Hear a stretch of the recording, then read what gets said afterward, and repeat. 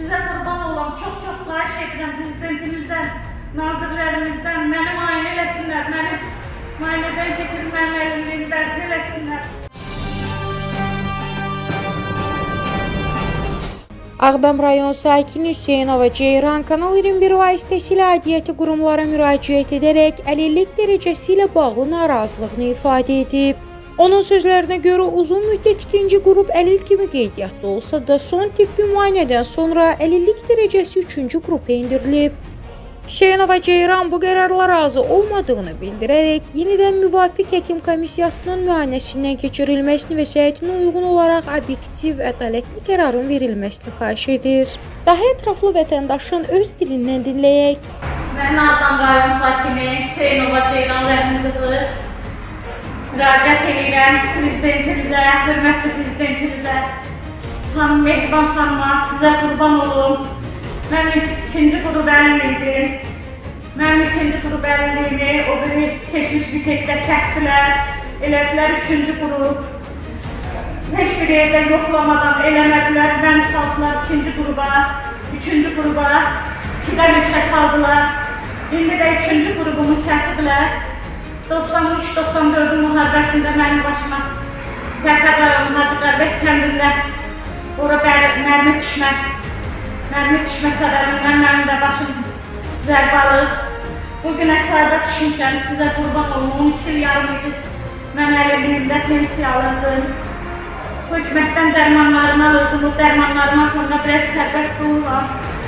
Dərmanlarımı 2 ayda kəsiblər, əlimliyimi dayandırıb, pensiyamı da kəsiblər.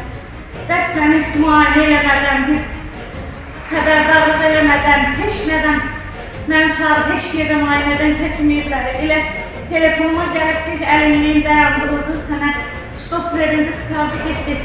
Bəs sizə qurban olum. Mənim 12 yaşında, 15 yaşında bir qızım var, 8-ci sinifə gedir. 4 ayda köçmüş Ağdam rayonuna, o 4 ay bir ayına normal uşaq məktəbə getməyib, soruşa da bilərsiniz ki, nömrəli məktəbdir.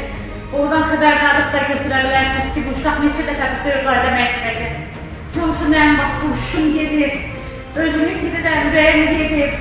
Çıxıram balkona, uşaq gəlir dalımca yanımda durur, aman buradan düşəcək, özüm atacaq, iş gedir. Yolda gəlirəm, bir işin dalımca gedəm, uşum gedir, yarı yolda düşür, qalının düzün ortasında. O uşaq məni həbir, o uşaq məni idarə edir. Sizə qurban olam, çox xahiş edirəm prezidentimizdən, nazirlərimizdən məni müayinə eləsinlər, məni müayinədən keçirib mənim əlimliğimi bərpa eləsinlər. Mənim yoldaşım rəhmətə gedir. Bir o uşaqda bir mənə baxan yoxdur, aparıb gətirən yoxdur. O uşaqda 40-15 yaş var, el kolumdan tutur, nə bilim, biraz yorulur, biraz evdə qoyuram, biraz özümdən götürəm.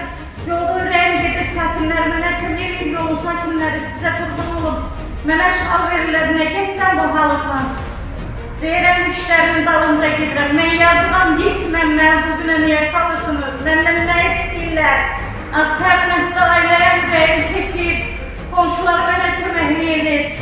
Gəlib xəbərdə tuta bilərsiniz, yoxlayış eləyə bilərsiniz. Mən heç nəyə özümdən gizləmirəm, özümdən danışmıram. Qurban olum sizə. Çox xahiş edirəm, mənə köməklik göstərəsiniz. Sonda Kanal 21 olaraq onu da bildirək ki, səsləndirilən fikirlərə görə heç bir məsuliyyət daşımırıq və qarşı tərəfin də mövqeyini işıqlandırmağa hazırıq. İctimailəşdirmək bizim işimizdir, tədbir görmək və ümid isə aidiyyəti qurumlara və Allaha qalır.